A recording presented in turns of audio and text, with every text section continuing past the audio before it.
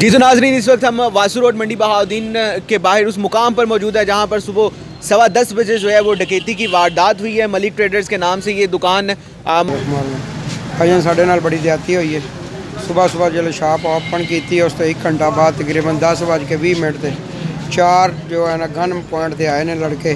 तिना ने चेहरे जड़े सी ढके सी, तिना कोल ही गन्ना सी ते तीन साड़ी शॉप से आए ने साढ़े नाल ज्यादती करके तकरीबन 2 लाख दे 2,05,000 या 5,000 घट इन्नी साढ़े कोल डकैती करके ते लै गए। 4 लड़के ने 1 to 5 ते 3 अंदर आए। तिना कोल गन सी, बाहरले का पता नहीं की सी, तिना कोल गन सी उन्होंने। पुलिस फिलहाल सारा तामन कर रही है, लेकिन मेरा मोबाइल भी जड़ा गया वो लोकेशन जी है वो सुहावा बुलानी आ रहा टावर, लेकिन वो 200 गज के अंदर अंदर आ रहा। हूँ ये अगला जो प्रोसीजर है ये पुलिस वाले करन, टीम बुलान गुजरां वाले तो वो लोकेशन चैक करन कि जगह पर।